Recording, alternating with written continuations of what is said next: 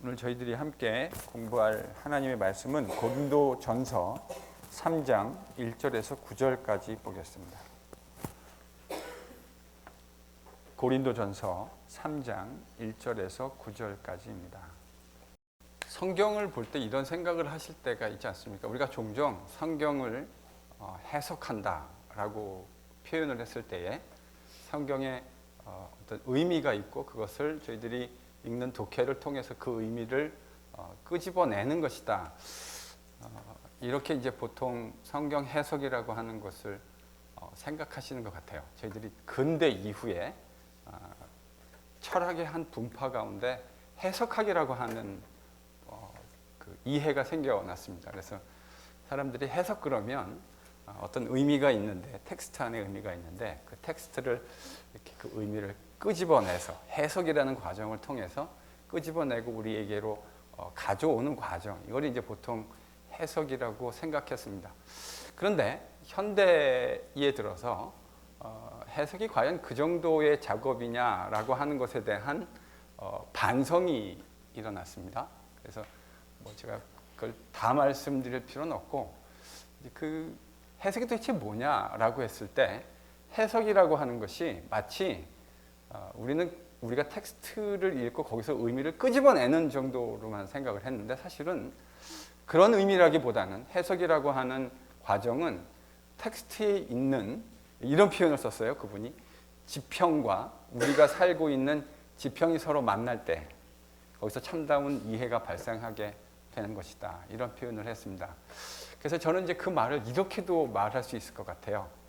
우리가 텍스트를 읽기도 하지만 사실은 어떤 의미에서는 텍스트가 우리를 읽어내게 만드는 과정.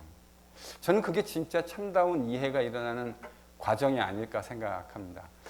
그러니까 우리가 텍스트를 읽기도 하지만 텍스트가 우리를 읽어내서 우리 안에 있는 텍스트를 통한, 그러니까 마치 이거는 이런 의미로도 이해할 수 있겠죠. 거울과 같이 그 거울을 통해서 우리의 내면을 들여다보게 만들어내는 과정. 사실은 제 얘기가 아니고요. 이미 야고보 사도도 그런 이야기를 했고 유다서에서도 성경을 여러분 뭐에다가 비유하는지 아시죠? 거울에다가 비유하잖아요. 그래서 그 거울을 보고 우리가 누구인지, 우리 안에 어떤 내면의 문제나 내면에 더러운 것들이 있는지를 보게 만드는, 그게 성경의 기능이 아닐까 생각합니다. 오늘 본문 저희들이 고린도전서 3장 1절에서 이제 9절까지, 사실은 3장 1절에서 15절이 한 단락을 이루고 있잖아요. 3장 1절에서 15절이 하나의 단락을 이루고 있는데 3장 1절에서 9절을 보면 그 당시 고린도 교회가 선명하게 보입니다. 근데 고린도 그 본문을 잘 읽으면 고린도 교회에만 보이는 게 아니라 그 고린도 교회라고 하는 거울을 통해서 오늘 우리가 속해 있는 현대의 이민교회와 또 조국에 있는 교회도 저는 잘 보인다고 생각합니다. 그래서 이제 오늘 이 본문에 있는 내용들을 통해서 어떤 우리의 내면의 모습들을 비춰볼 수 있을까 하는 것들을 여러분과 좀 이야기해 볼까 합니다. 저희가 이전 단락에서 어떤 이야기를 했냐면 바울이 고린도 교회 안에 있는 사람들 가운데 지혜, 세상에 있는 세속적인 지혜를 통해서 그런 레토릭으로 복음을 설명해 내려고 하는 사람들에 대해서 이야기했습니다. 그리고 그런 것들이 헛된 것이다. 바울이 이야기했습니다.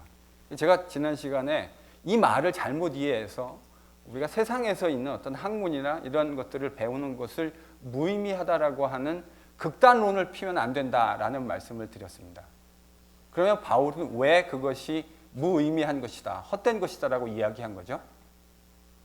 그걸 통해서요, 하나님께서 그리스도 안에 보여주신 그 지혜, 그러니까 우리가 아무리 세상에서 학문을 많이 공부해도 뭐 PhD를 한 10개쯤 딸 수 있다 하더라도 그런 학문의 연구를 통해서 하나님께서 그리스도 안에서 행하신 일의 비밀을 알 수 없다는 데 있습니다. 바울은 바로 그런 의미로 그 세상적인 지혜가 필요 없는 것으로, 마치 불필요한 것으로 그렇게 이야기한 거예요.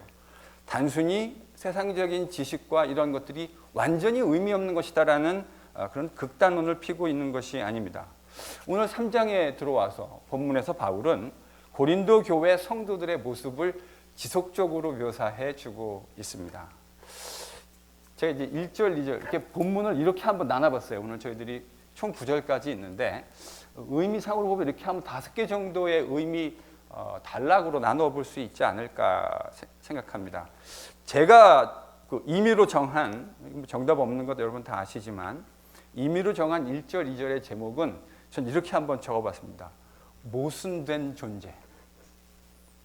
모순된 존재.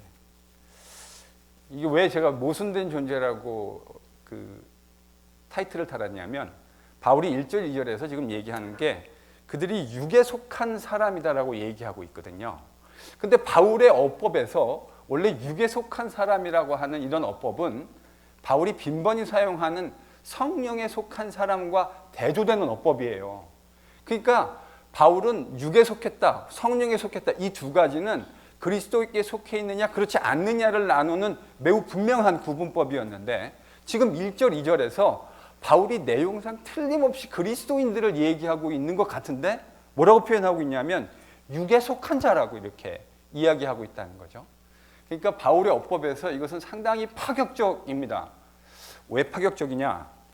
육에 속한 사람이라고 하는 어법은 원래는 그리스도인에게 적용되기, 바울의 어법에서 그리스도인에게 적용되기 매우 어려운 내용인데, 그런데 바울이 지금 이 고린도 교회 성도들을 향해서 말하면서 1절에 그들을 뭐라고 묘사하고 있어요? 육신에 속한 자. 육신에 속한 자. 아까도 말씀드렸지만 여기서 육신에 속한 사람이라는 말은 바울이 지금 그들을 세상에 속한 사람이라고 이야기하는 것이 아닌 것은 틀림없는 것 같습니다. 왜 그런가? 바울은 육신에 속한 사람이 누구냐라는 것을 그 되게 애매해 보일 수 있는 표현인데 바로 뒷 구절에서 육신에 속한 자가 누구인지를 설명해 주고 있어요. 누구죠? 바울이 지금 뭐라고 설명하죠? 그리스도 안에 있는 어린 아이들, 어린 아이. 그러니까 일단 이 어린 아이라고 하는 표현 제가 좀 이따 돌아와 다시 생각해 볼 텐데 이 사람들이 어디 안에 있다고요? 그리스도 안에 있는 사람들이에요. 그러니까 이 사람들은 일반적으로 바울이 이야기하는 그리스도를 모르는 세상에 있는 사람들은 아닙니다. 이들은 그리스도 안에 있는 고린도 교회의 성도들임에 틀림없어요. 그런데 바울이 지금 그 사람들을 육신에 속한 자라고 표현했고 그리고 그리스도 안에 있는 무슨 아이요? 어린 아이 이렇게 이제 표현했습니다. 이 사실 어린 아이 그러면 그 레인지가 되게 좀 그 연령대가 다양할 수 있지 않을까요? 여러분들이 상상하시는 어린 아이라고 하는 그 터미널로지 안에서 우리가 상상할 수 있는 그 나이의 범위가 좀 결정될 것 같아요. 어떤 분은 뭐 어린 애면은 그래도 한 티네이저 이 정도 아이들까지 다 어린 아이지. 근데 또 연세가 지긋하신 분들 가운데는 뭐 한 20, 30대도 다 어린애지 이렇게 생각하실 수도 있지 않아요? 이제 그건 이제 우리가 가지고 있는 또 상황에 따라서 우리가 습득한 언어 습관에 따라서 개념이 좀 다를 수 있는데, 근데 바울이 사용한 이 어린 아이라고 하는 말은 그래서 약간 오해될 수 있다라는 생각을 합니다. 바울이 지금 이 어린 아이라고 그랬을 때 이 어린 아이라는 단어를 바울이 사용한 단어는 네피오스입니다. 원래 원형이 네피오스인데 이 네피오스라는 단어는 어린 아이라는 말이라기보다는 사실은요 갓난아이, 젖먹이를 말하는 단어입니다. 그러니까 어린애, 그러니까 말하자면 우리 교회 안에 뛰어노는 이런 그 터들러나 또 엘리멘츄리 이런 아이들을 지금 얘기하고 있는 게 아니고요. 바울의 머릿속에 있는 어린 아이, 이 네피오스는 누구를 말하는 거라고요? 갓난이요, 갓난이. 그게 말이 되는 게요. 여러분 이 갓난아이가 어떤 것을 먹어야 하는지를 바울이 2절에서 얘기하고 있잖아요. 근데 2절에서 이 네피오스는 뭐를 먹는 사람들입니까? 밥을 먹는 사람들이 아니고 젖을 먹어야 하는. 그러니까 여러분 생각해 보세요. 젖을 먹어야 한다고 하는 것은 저희들이 일반적으로 생각하는 그런 뭐 2세, 3세 아이들이 아니라 이제 태어난 지 얼마 안 된 정말 뉴본 베이비 이런 단어를 표현하는 게 이제 바로 네피오스입니다. 그러니까 사실은 정확하게 번역한다면 오해 없이 번역한다면 저는 이렇게 사실 번역하는 게 더 좋을 것 같아요. 그리스도 안에 있는 갓난아이 혹은 그리스도 안에 있는 젖먹이. 뭐 이렇게 번역해야 되는 이유는 이 어법도 그렇고 지금 바울이 실제로 그 네피오스란 단어, 젖먹이라는 단어를 2절에서 이 고린도 교회의 성도들을 염두에 두고 이야기하고 있는데 뭘 먹일 수 없다고 얘기합니까, 바울이? 니들은 밥 먹일 수 없다. 뭐 먹여야 된다는 거죠? 예, 뉴본 베이비가, 갓난 아이가 어머니의 젖을 먹어야 하는 것처럼 이 고린도 교회 성도들이 지금 젖먹이에 불과하다. 바울이 영적으로 그렇게 평가하고 있는 거예요.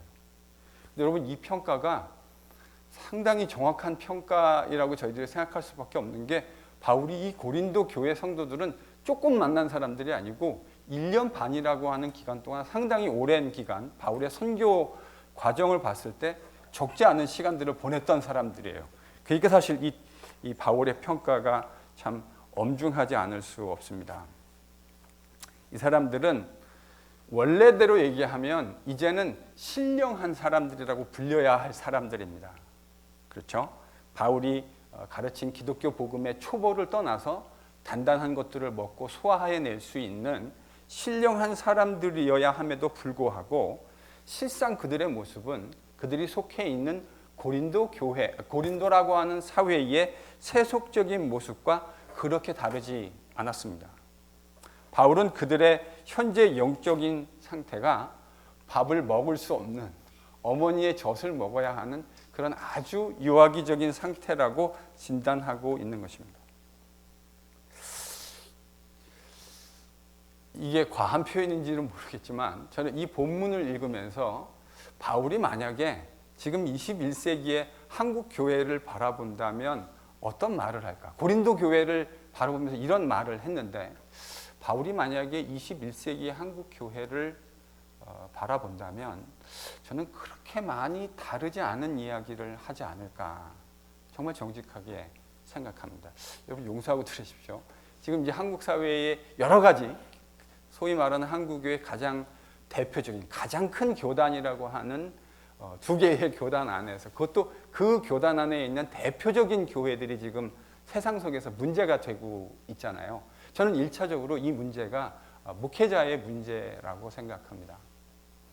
근데 솔직하게 얘기하면 목회자의 문제인 것이 틀림없이 맞는데, 그래도 안타까운 게 한 가지 있어요. 그게 뭐냐면, 이런 말도 안 되는 일들이 일어나고 있는데 도대체 그 교회에 있는 성도들이라고 하는 분들은 어떻게 그런 일들, 저희들이 제가 입에 담고 싶지도 않습니다. 참 기가 막힌 일들이 일반 공중파를 통해서 보도가 됐는데도 그런 일이 버젓이 일어나고 있는데 어떻게 그 교회에 있는 성도들, 물론 이제 정말 안타까운 상황 속에서 기도하고 계시는 성도들도 계시겠죠. 제가 이제 그거를 부인하는 건 아닙니다.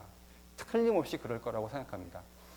그러나 그럼에도 불구하고 대다수의 사람들, 저는 그 정도쯤 되면 대다수의 선한 그리스도의 사람들이라고 한다면, 그러니까 무엇을 징벌하자 이런 의미가 아니라 교회의 교회다움이라고 하는, 우리가 그리스도를 머리로 하는 그리스도의 지체라고 한다면 우리 그리스도 형제들의 삶 속에, 그리고 그들의 교회 생활 속에 그것이 당연히 표현되어야 하는 것이 마땅한데, 그 싸움이 쉽지 않은 싸움이라는 걸 저도 잘 알고 있지만, 그렇게 나이브하고 쉬운 싸움이 아니라는 걸 잘 알고 있기는 하지만, 그럼에도 불구하고 어떻게 이런 일들이 저렇게 공공연하게 자행될 수 있을까 하는 것에 대해서 정말 안타까운 마음을 금할 길이 없습니다.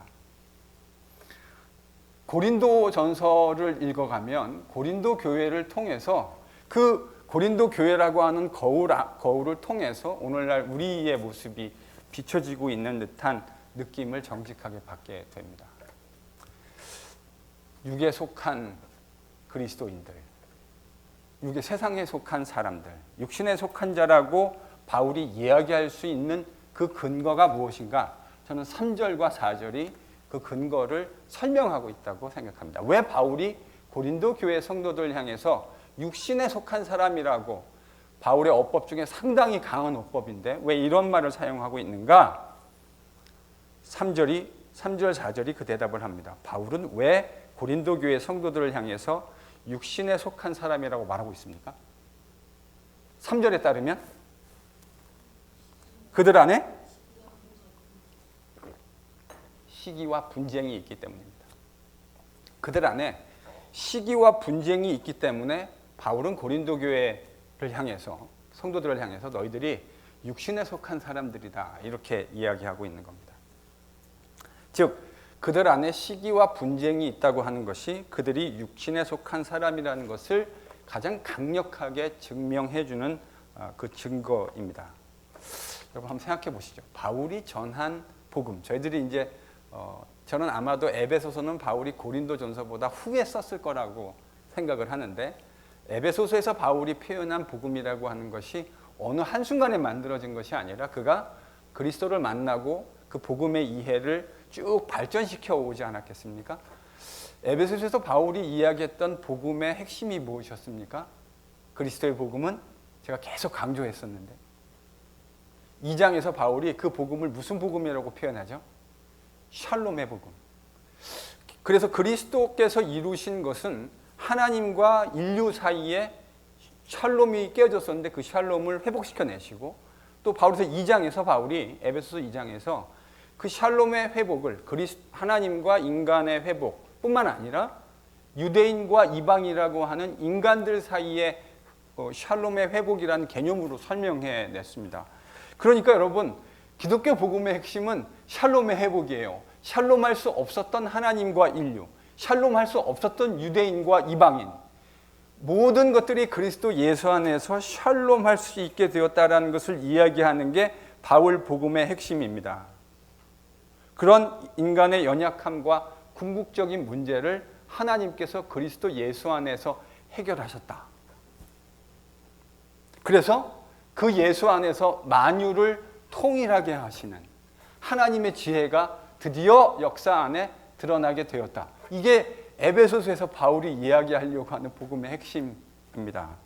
그런데 지금 주님 안에서, 그런 주님 안에서 만유를 통일하시고 만유를 하나가 되게 하시는 바로 그 모습이 교회 안에서 드러나야 할 모습 아닙니까? 그런데 바울이 지금 고린도 교회 안에 그렇게 샬롬의 회복, 그리스도가 전하신, 증거하신 샬롬의 회복이 일어나는 것이 아니라 정확하게 그것과 반대되는 일이 고린도 교회 안에서 자행되고 있었던 것 아닙니까? 뭐가 있었다고요? 그들 안에 시기와 분쟁이 있었습니다. 그러면 고린도 교회 안에 일어나고 있던 시기와 분쟁이라고 하는 것은 구체적으로 어떠한 모습을 통해서 표현되어졌는가? 저는 4절이 그 이야기를 해주고 있다고 생각해요. 여러분 4절 한번 읽어보실까요? 고린도 교회의 시기와 분쟁이라는 건 어떤 모습이었는가? 함께 읽습니다. 시작.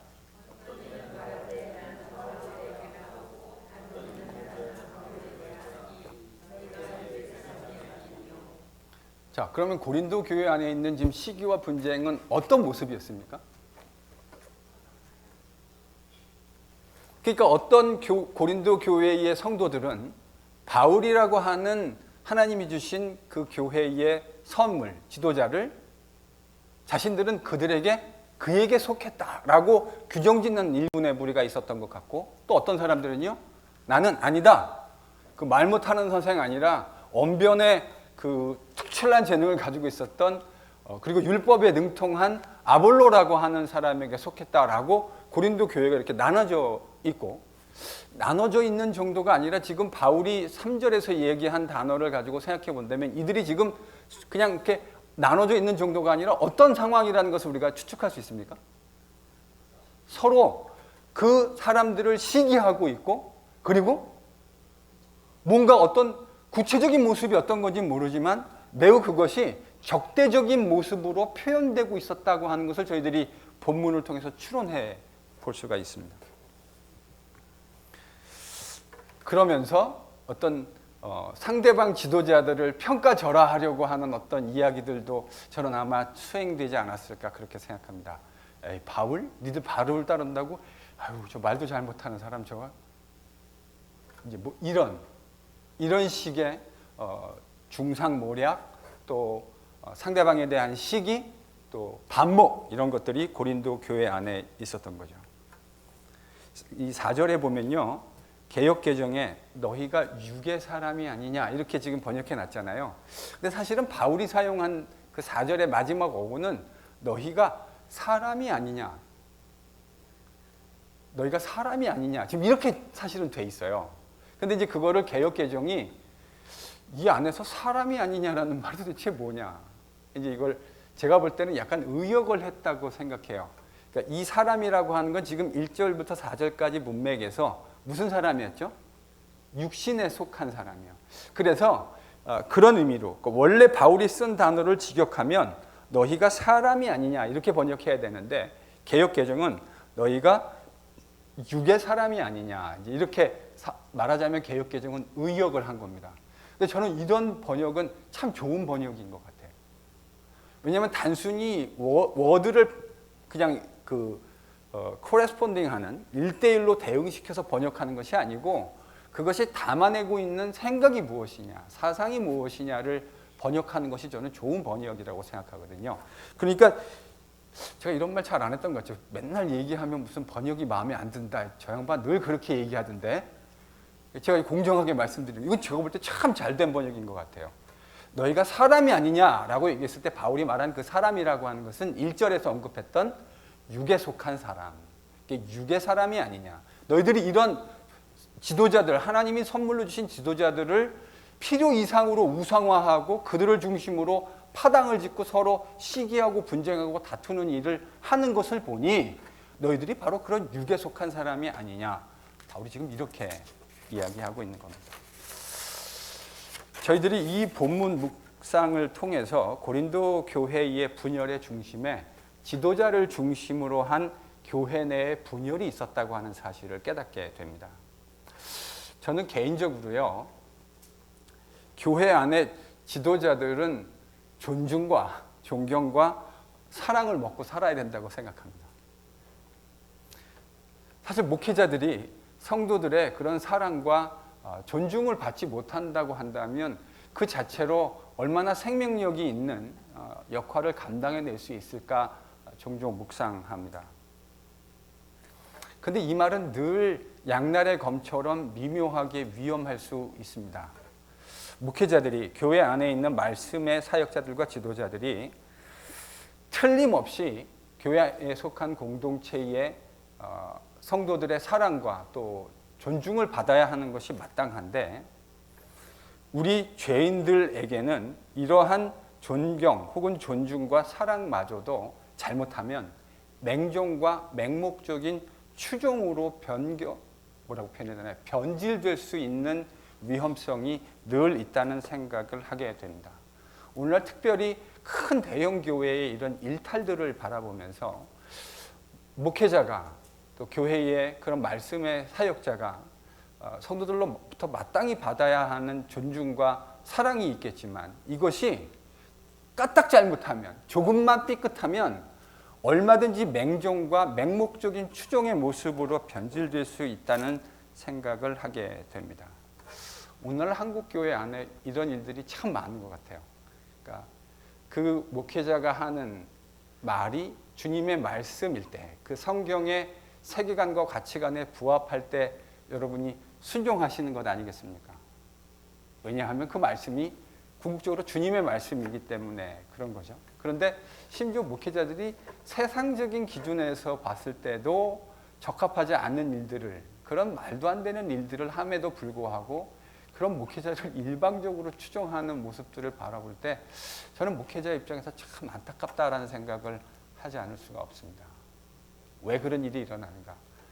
저는요, 진리 위에 바로 서 있지 않기 때문에 그렇다고 생각합니다. 사실은 목회자의 책임이죠. 성도들이 진리 위에 바로 서 있기 위해서 중요한 역할을 감당해야 하는 것이 목회자이겠죠. 그러니까 그 역할이 잘 감당되지 않으니까 성도들이 진리 위에, 물론 그렇다고 해서 성도들의 책임을 온전히 면할 길은 저는 없다고 생각합니다. 그래도 성도들이 바로 서야 하는데 그러지 못한 것이 현실인 것 같아요. 이런 안타까운 일들을 보면서 저는 성도들이 정말 단단한 복음의 진리 위에 서 있기를 소망합니다.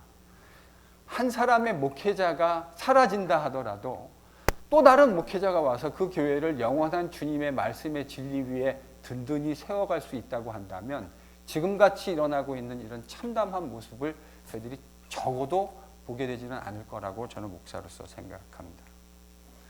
그러니까요, 여러분 진리 위에 단단하게 서 계십시오. 목사가 성경에서 위배된 이야기를 하시면 목사에게 여러분 좋은 선생은 좋은 학생들이 만드는 거 아시죠? 학생들이 똑똑하고 학생들이 이상한 이야기할 때 선생님이 막 이상한 얘기하면 학생들이 그건 아닌 것 같은데요. 자꾸 이렇게 돼야 돼요. 목사는 절대 완벽한 사람이 아니지 않습니까? 여러분이 아시는 대로 잘못 이야기할 수 있고 잘못 이해할 수도 있어요. 그러면 그것을 함께 공동체 안에서 서로 건강한 체크 앤 밸런스를 해줘야 합니다.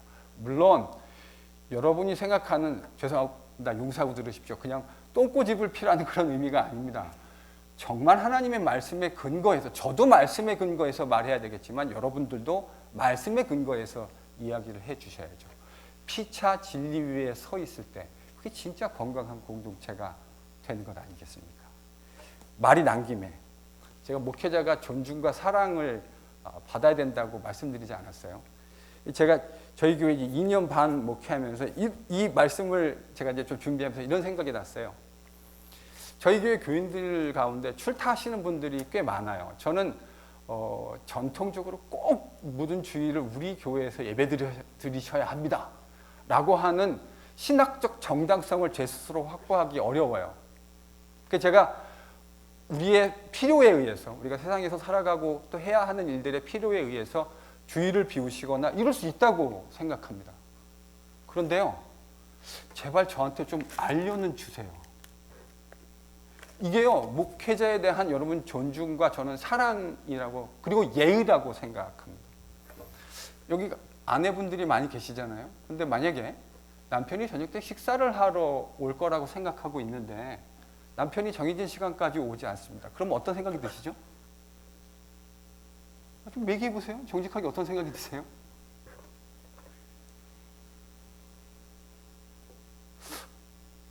혹시 사고가 난 건 아닌가? 우리가 불필요한 상상들을 자꾸 하게 되잖아요. 그러니까 연락도 안 해줘요. 이 사람이 원래는 연락을 해주는 사람인데 연락도 안 해줘요. 그럼 무슨 사고가 난 게 아닌가? 혹시 어떤 어려운 여러분이, 제가 볼 때 아직 신앙이 좀 스테이블하지 않아서 주일날 예배 드리는 것마저도 언스테이블한 분은 제가 그냥 그러려니 이해하고 넘어가거든요. 저도 왜냐하면 성도들에 대한 이해가 있으니까. 그런데 그럴 뿐이 아니라고 생각이 드는데 주일날 아마도 그게 익숙하지 않으신 것 같아요. 저는 이제 그렇게 이해합니다. 근데 예를 들어서 김초 집사님은 제가 알기로 예배를 함부로 빠지실 분은 아니라고 저는 판단하고 있거든요. 근데 저분이 어느 날 갑자기 주일날 저한테 아무도 얘기도 없이 예배 안 보이세요. 그럼 목사는 뭐라고 생각할까요? 어디 아프시지 않을까? 아니면 혹시 마음이 아프신 건 아닌가? 여러분, 제가 이렇게 생각하는 게 이상한 겁니까? 너무 당연한 얘기 아닐까요? 그러니까요, 어디 가시면 괜찮다니까요. 목사에게 좀 미리 알려주시라고요. 그 정도는 우리가 서로 배려해 줄 수 있지 않을까요? 저는 그게 여러분들이 저한테 보여주셔야 할 여러 존중과 사랑의 표현 가운데 하나라고 생각합니다. 저는 제가 식사 시간에 늦으면, 약속한 시간에 늦으면 아내에게 전화해서 알려줍니다. 내가 여차여차해서 지금 못 가고 있습니다. 그게 뭐죠? 사랑과 배려와 존중입니다. 이 이야기가 나온 김에 제가 이 이야기를 좀 한번 말씀드려야 되겠다 싶었어요. 제가 보여야 될 분들이 안 보이시면 제가 불필요한 걱정들을 하게 되거든요. 몸이 아프실까? 마음이 아프실까? 물론 저는 저에게 주어진 목회적인 조치를 안 보이시면, 여러분이 주의를 안 보이시면 제가 합니다. 근데 적어도 제가 생각하기에 이분은 그런 정도 수준은 아니시라고 생각하는 분이 있는데 좀 그러지 않아 주셨으면 정말로 감사하겠습니다. 제가 존중과 배려와 사랑이라는 이 얘기가 나와서 말이 나온 김에 여러분들에게 좀 부탁을 드리려고, 딴 거 아니고요. 꼭 알려만 주시면 돼요. 그럼 제가 걱정하지는 않잖아요. 5절에서 바울은요, 지금 이 고린도 교회 성도들이 아볼로와 바울을 불필요하게 생각하고 있어요. 그러니까 마땅히 그들에게 주어져야 할 존중과 사랑보다 때로는 더 많게, 때로는 더 적게 이런 불균형 형상이 일어나고 있습니다. 고린도 교회 제가 볼 때 문제는 고린도 교회에 하나님께서 주신 귀한 말씀의 사역자들에 대한 고린도 교인들의 태도가 어떨 때는 불필요하게 과하고 어떨 때는 불필요하게 현저하게 낮은, 그러니까 마땅히 보여줘야 할 존중과 존경과 사랑의 표현이 표현되고 있지 않는 것. 저는 이게 이제 고린도 교회의 문제라고 생각해요.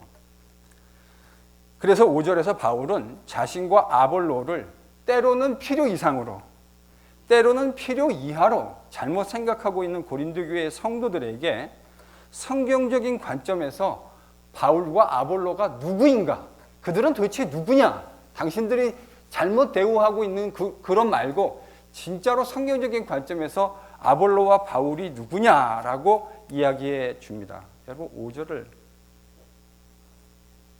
한번 같이 읽겠습니다. 시작.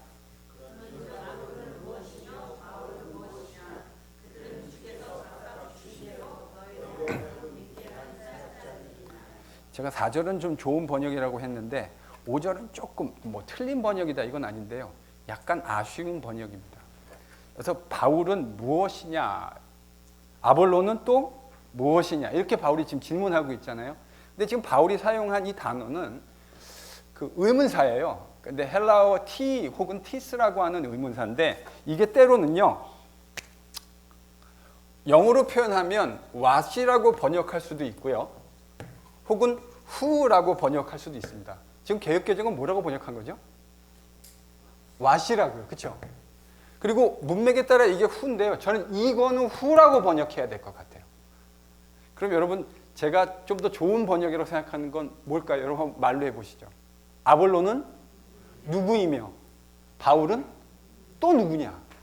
바울이 지금 이렇게 묻는 거예요. 니들이 지금 우리를 잘못 생각하고 있는데 바울은 도대체 누구고 아볼로란 사람은 도대체 누구냐? 지금 바울이 이렇게 묻고 있는 겁니다. 왜 이런 질문을 던지고 있습니까? 고린도 교회가 그들을 잘못 인식하고 있었기 때문입니다. 도대체 바울은 누구고 아볼로는 누구냐? 여러분 평가절상도 문제고 평가절하도 문제입니다. 바울을 추종하는 사람들은 아볼로를 아마 평가절하했겠죠? 아볼로를 평가절상했던 사람들은 바울을 상대적으로 평가절하했겠죠. 그러니까 그들이 가지고 있는 성경적인 본연의 가치보다 더 높게 생각하는 것도 문제고요, 그보다 더 낮게 생각하는 것도 문제죠. 진짜 고마운 말씀이기는 해요. 간혹 저에 대해서 좋은 이야기를 해주시는 분들이 종종 계십니다. 사실 제가 좀 듣기 불편해요. 그렇죠, 장로님? 저를 많이 보호해 주시던데 저는 그렇게 이해하는데 맞습니까, 장로님? 저한테 좋은 얘기를 해주시면 주장로님이 그 얘기를 듣고 옆에 있으시다가 뭐 사람 면전 앞에서 그런 이야기를 하십니까? 하고 이야기를 하시더라고요. 사실 제가 좀 듣기 불편해요. 그런 평가라고 하는 것이 늘 평가보다 제가 제 스스로의 에센스가 있는데 그거보다 더 많이 보여지는 것도 사실은 페어한 게 아니고 그거보다 덜한 것도 페어한 게 아니지 않습니까? 지금 고린도 교회 안에 바울과 아볼로에 대한 평가가 그랬어요.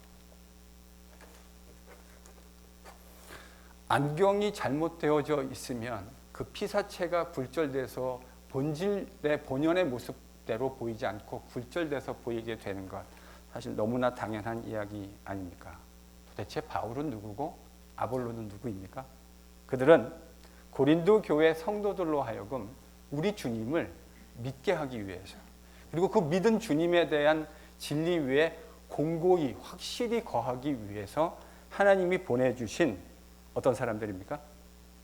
섬기는 사역자입니다. 이 번역은 참 좋은 번역이죠. 디아코노스라고 하는 섬기는 자. 이제 개역개정은 사역자라고 말했잖아요. 제가 이제 에베소서 4장을 여러분에게 강의할 때 교회에서 우리 성도들에게 이렇게 말씀드렸어요. 섬기는 자다. 섬기는 일을, 그러니까 말씀의 사역자가 성도들로 하여금 잘 준비시켜서 무슨 일을 하게 하라고 개역개정은 번역해놨냐면 섬기는 일을 하게 한다, 이렇게 번역해놨거든요. 근데 그때 제가 기억나시는 분들, 기억하시는 분들 계실 거예요. 제가 그걸 섬기는 자라는 말 의미라기보다는 뭐라고 번역하는 게 좋겠다고 말씀드렸죠? 사역자. 그래서 자꾸 저보고 사역자라고 그러지 말고 제가 도리어 우리 교회 성도들을 향해서 뭐라고 그랬습니까? 김무철 집사님은 사역자입니다. 그리고 저는요? 말씀의 사역자. 사역자들이 사역을 감당하기 위해서 필요한 지식으로 준비시켜드리는 말씀의 사역자입니다. 여러분들이 사역자입니다. 바로 그 단어가 이 단어입니다. 그래서 디아코노스라는 말은 디아코노라고 하는 섬기다라는 말에서 사실은 왔거든요. 그래서 이걸 뭐 섬기는 자라고 번역해도 좋은데 신약 성경 많은 곳에서 이 디아코노스라는 것이 단순히 섬기는 자가 아니라 사역자라는 의미로 사용되고 있어요. 지금 여기도 저는 그런 의미라고 생각합니다. 바울이 자신들은 누구라고요? 바울과 아볼로는 그리스도 예수를 믿게 하기 위해서 하나님이 보내주신 사역자들이라고요. 그 사역을 감당하는 무슨 목적을 위해서 보내주셨냐면 성도들로 하여금 그 주님을 믿게 하고 그 믿은 진리 위에 계속해서 단단하게 서 있게끔 하기 위해서 하나님이 보내주신 사역자라고 이야기하고 있는 겁니다. 즉 바울이 지금 이 말하는 레토릭에는요, 저는 이런 게 들어있다고 생각해요. 바울과 아볼로는 당신들이 그렇게 추종해야 할 사람들이 아니고 하나님이 당신들이 우리 주님을 잘 믿게 하기 위해서 보내주신 사역자입니다. 그러니까 이런 거죠. 지금 고린도 교회의 교인들의 잘못 굴절되고 삐뚤어진 안경을 벗어버리고 잘 볼 수 있는, 본질을 잘 볼 수 있는 새로운 복음적인 안경을 바울이 고린도 교회 성도들 눈에다가 저는 딱 씌워주고 있는 거다. 이렇게 생각하게 됩니다. 바울은 자신과 아볼로가 감당해야 하는 그런 사역자로서의 모습을 3장에서요. 두 가지 그림 언어를 통해서 설명하고 있는데 6절에서 9절까지는요. 농경사회의 농사라는 그림 언어로 이 사역자들이 어떤 사역을 해야 되는가를 설명하고 있고 10절부터 16절까지는 나머지 3장 전체는 건축이라고 하는 그림 언어를 가지고 이 내용들을 설명해 가고 있습니다. 두 가지 그림 언어가 바울과 아볼로라는 사역자가 도대체 누구냐, 그들이 해야 할 역할이 무엇이냐라는 것을 바울은 두 가지 그림 언어로 설명한다고 말씀드렸습니다. 6절에서 9절까지는 농경사회의 농사라고 하는 그림 언어로 설명하고 있고요. 10절부터 3장 나머지 이하에서는 건축이라고 하는 그림 언어로 이 이야기를 설명해 갑니다. 자, 오늘은 저희가 농경사회의 농사에 관련된 그림 언어만 좀 살펴보겠습니다. 바울이 농사라는 그림 언어를 통해서 자신과 아볼로가 고린도 교회의 설립과 그 성장의 과정에서 신실하게 사역했다고 하는 사실을 설명해 갑니다. 자, 바울의 용어를 잘 보시면 여러분 6절, 7절 이렇게 바울의 용어를 잘 보시면 바울은 무슨 역할을 했습니까? 심었다. 그러니까 농사에서 씨를 심는 거를 지금 이야기하고 있는 거죠. 아니면 조그마한 나무를 심든지 이렇게 이제 심었다라고 표현하고 있습니다. 바울의 이 언어 선택이 저는 다분히 의도적이라고 생각합니다. 왜 심었다고 표현했을까요? 왜요? 개척했으니까.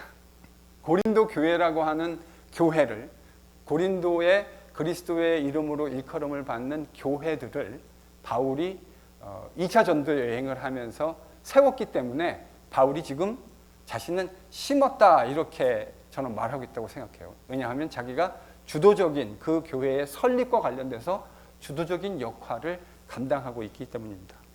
아볼로는요? 아니, 이 본문에서 바울은 아볼로는 뭘 했다 그러죠? 물을 주었다. 이거 무슨 의미일까요? 실제로 바울이 1년 반 정도 고린도 교회에서 사역을 하고 난 후에 떠나고 난 다음에 그 사역을 실제로 누가 거의 테이크오버 했다고 저희들이 신약학자들이 보냐면 아볼로가 그렇게 했다고 봅니다.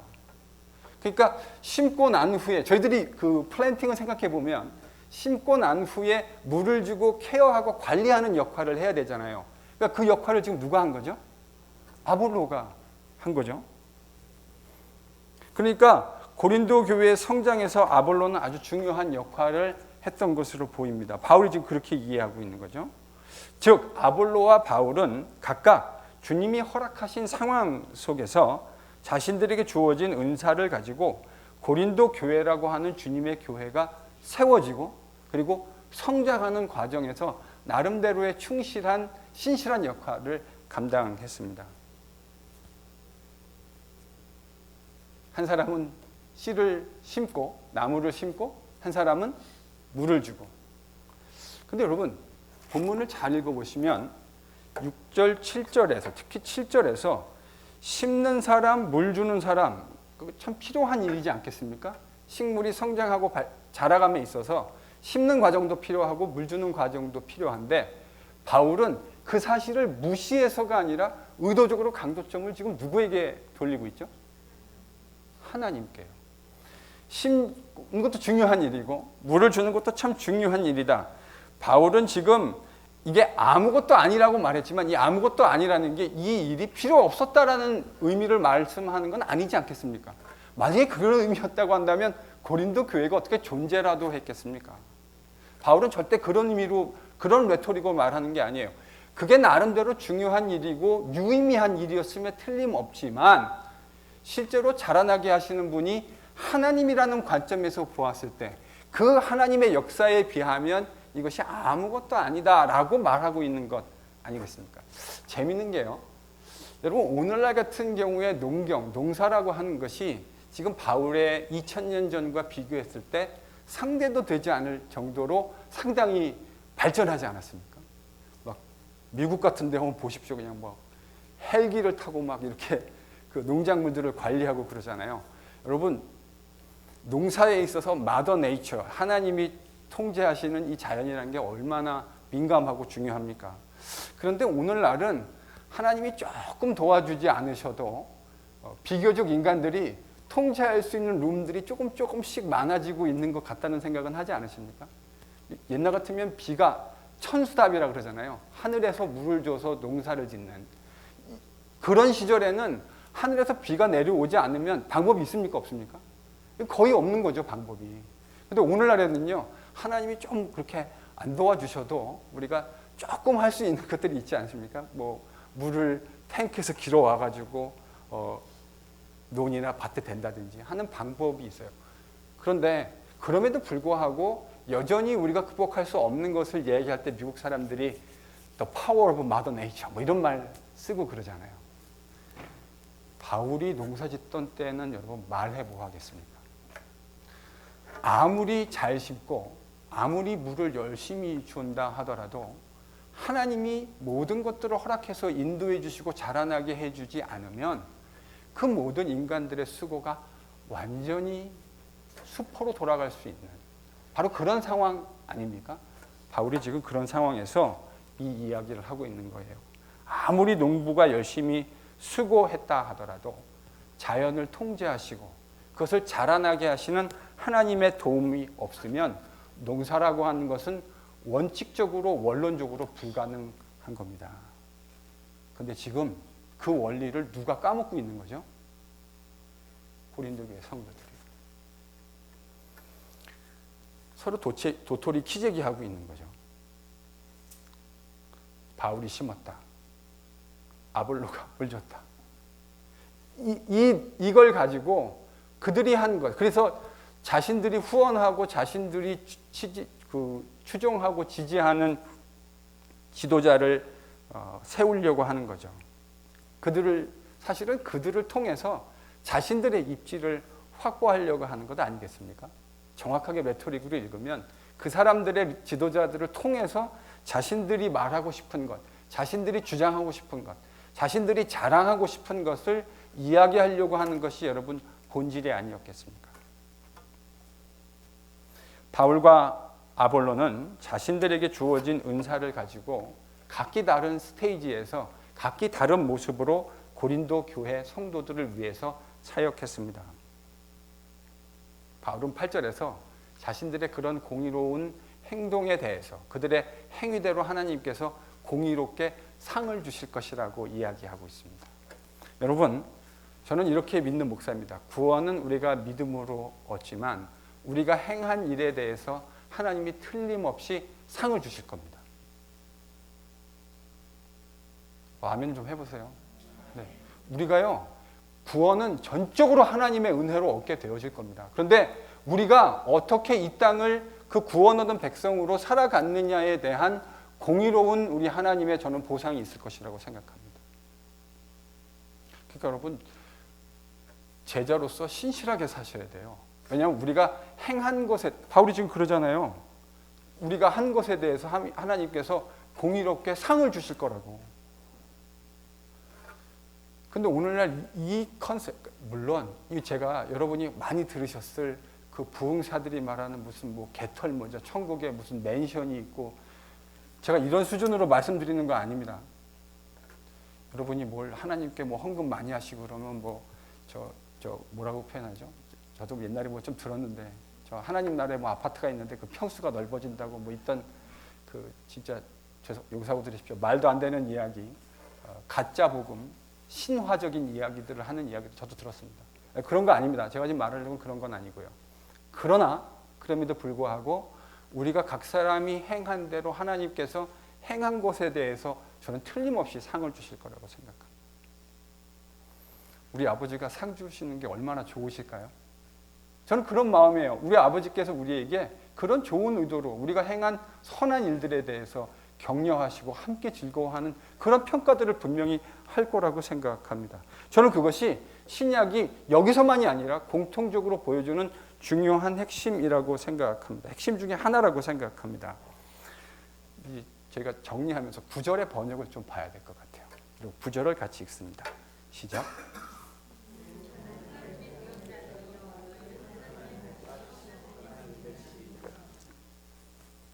우리는 하나님의 동역자들이요. 우리는 누구죠? 일단 이 문맥에서 우리는 누구를 의미하는 걸까요? 일단 1차적으로는 바울과 아볼로를 이야기하는 걸 겁니다. 우리는 하나님의 동역자다. 그러니까 이제 많은 분들이 우리가 하나님과 동등한 입장에서 우리가 하나님의 동역자래. 제가 이런 얘기하는 성도들 많이 들었어요. 우리 목사님, 우리가 하나님의 동역자랍니다. 저는 이제 그게 여기서 바울이 말하려고 하는 바는 죄송한데 아닌 것 같아요. 바울은 우리가 하나님의 동역자, 이게 번역이 좀 안 좋죠, 사실은. 우리가 하나님의 동역자라고 바울이 이야기한 게 아니고요. 바울은 지금 어떤 얘기를 하고 있는 거냐면, 바울과 아볼로는 우리는 서로 동역자이고 그런 동역자인 우리가 하나님의 것입니다. 이런 얘기를 지금 하고 있는 거예요, 사실은. 그러니까 우리가 하나님의 동역자다. 바울이 지금 이런 얘기하는 거 아닙니다. 바울은 바울과 아볼로가 우리가 서로 동역자입니다. 그래서 우리라고 하는 것은 바울과 아볼로를 얘기하는 것이고, 그 동역자들이 누구의 것이라고요? 하나님의 것이라고요. 바울이 지금 그 얘기를 하는 거예요. 바울과 바나바가 동등한, 하나님과 동등한 입장에서의 동역자, 이런 말을 하는 게 아니고요. 바울과 바나바는 동역자로서 다 하나님에 속한 것입니다. 하나님의, 제가 뭐라 했어요? 바나바요? 네, 이제 제가 잘 때가 지금 다가오고 있는 거죠. 네. 바울과 아볼로. 네. 뭐 영 이상한 건 아니잖아요. 바울과 바나바도 팩으로 많이 나오니까, 페어로 나오니까. 바울과 아볼로요. 바울은 지금 자신과 아볼로가 동역자로서 하나님의 것이다. 하나님의 또요? 하나님의 동역자고 너희가 하나님의 밭이고 하나님의 집이다. 그래서 이제 바울과 아볼로를 중심으로 해서 또 고린도 교회를 하나의 큰 그림에서 하나님의 이제 건축에 대한 이야기로 10절 이하에서 이제 9절 마지막에 나와 있는 집이라고 하는 컨셉을 이제 10절 이하에서 쭉 설명해 갈 겁니다. 저는 이제 오늘 묵상을 통해서 이런 것들을 좀 생각해 보면 좋을 것 같아요. 고린도 교회라는 것, 교회 성도들이 우리가 알다시피 진짜 은사를 많이 받은 교회 아닙니까? 별의별 은사들이 교회 안에 성도들이 다 있었던 것 같아요. 뭐 방언도 있었고요. 그리고 뭐 치유하면 치유하는 그런 치유의 은사들도 고린도 교회 안에 있었던 것 같습니다. 있었던 정도가 아니라 매우 많았던 것 같아요. 그런 일들이 빈번하게 일어났던 것 같아요. 그러니까 고린도 교회 성도들은 스스로를 뭐라고 생각할 수 있는 찬스가 많았을까요?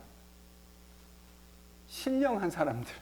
아니 방언도 하고 신유의 은사로 병 고치는 일들이 많이 일어나니까 우리는 꽤 신령한 사람들이라고 생각했을 수 있을 것 같은데 고린도전서 3장에서 바울은 그 고린도 교회, 그런 고린도인들을 향해서 뭐라고 부르고 있죠? 육에 속한 사람. 평가가 달라도 너무 다르죠.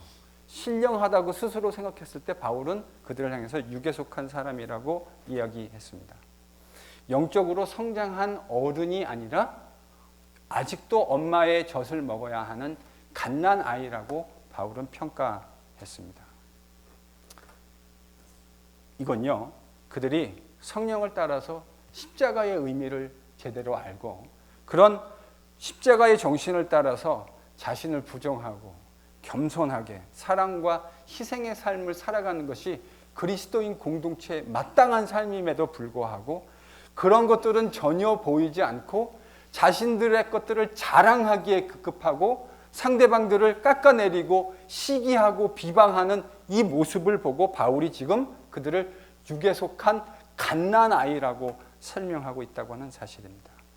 하나 되게 하신 그리스도의 십자가를 자랑하는 것이 아니라 그 하나 되게 했던 것, 그 복음을 무력화시키고 도리어 우리를 나누었던, 그래서 우리 안에 자랑할 만한 것들을 가지고 상대방들을 우습게 여기고 깔보고 비방하는 그런 일들이 고린도 교회 안에 있었다고 하는 거죠. 그런 사람들을 향해서 그들이 아무리 눈에 보이기에 멋진 그런 효율성이, 요즘 우리가 말하는데 가성비라고 표현하죠. 그런 효율성이 높은 것들을 아무리 많이 가지고 자랑한다 한들 그런 사람들은 여전히 그리스도 안에 속한 갓난 아이에 불과하다고 하는 이 사도 바울의 이밸류에이션에 정말 무겁게 저희가 귀를 기울여야 할 것이라고 생각합니다. 효율성 있는 능력과 능력 배분 퍼포먼스가 아닙니다. 그리스도의 복음의 능력과 하나 되게 하신 그 복음의 진리를 얼마만큼 신실하게 지켜낼 수 있느냐, 여러분 이게 진짜 에센스라는 사실을 명심하실 수 있기를 바랍니다. 바울과 바나바와 같은 지도자들을 만나게 된 것은 저는 고린도 교회의 축복이라고 생각합니다. 그렇지 않겠습니까? 이런 훌륭한 사도와 이런 신실한 하나님의 말씀의 사역자를 만난다고 하는 것, 저는 정말 큰 축복이라고 생각합니다. 저는 개인적으로 그런 귀한 축복을 제 인생에서 제가 참 많이 경험했다고 생각합니다. 진짜 신실한 하나님의 말씀의 사역자들, 그분들 밑에서 신앙의 교육을 정말 잘 받을 수 있었다고 하는 것, 제가 가장 하나님께 받은 큰 축복 가운데 하나이지 않나, 정말 그렇게 생각합니다. 그런데요, 그 축복도 그것을 성도들이 어떻게 대하느냐에 따라 그것이 얼마든지 고린도 교회 모습처럼 안타까운 모습으로 변질될 수 있다고 하는 무서운 사실을 다시 한번 묵상하게 됩니다. 인간 지도자를 존중하고 그를 사랑하고 존경하는 것, 저는 꼭 필요한 일이라고 생각합니다.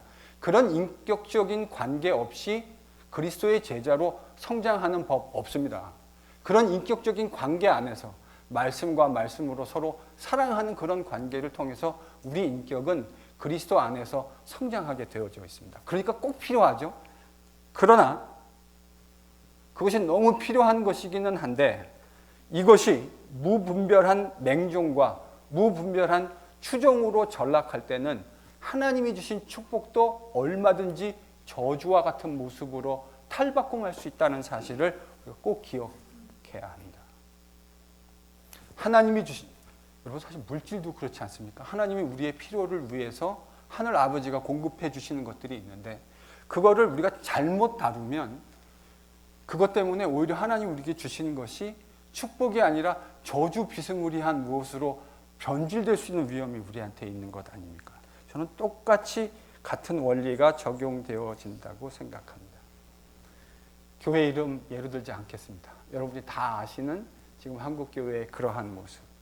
모교회, S교회. 이것도 S교회네. S교회, 한기총. 이런 모습을 보면서 좀 깨달아야 하지 않을까 생각합니다.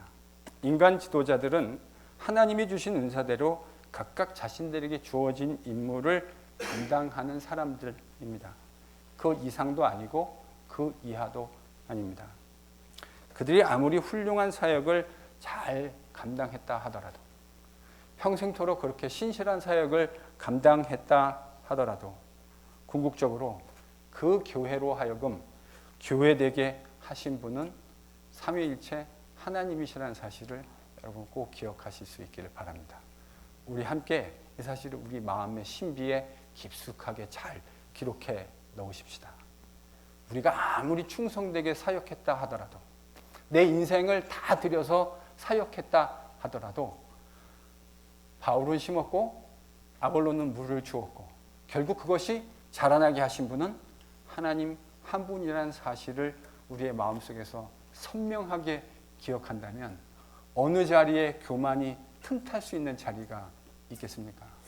내 것이라고, 내 지분이 이만큼 된다고 말할 수 있는 것이 어디 있겠습니까?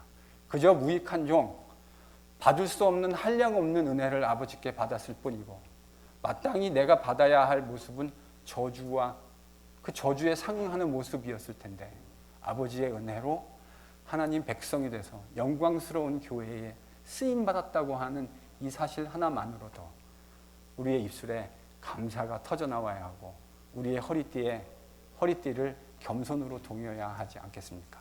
사랑하는 성도 여러분, 그러니 하나님께 돌려줘야 할 찬양과 경배가 엉뚱하게 사람들에게 몰려가는 일이 없도록 정신 차려서 말씀으로 경성하십시다.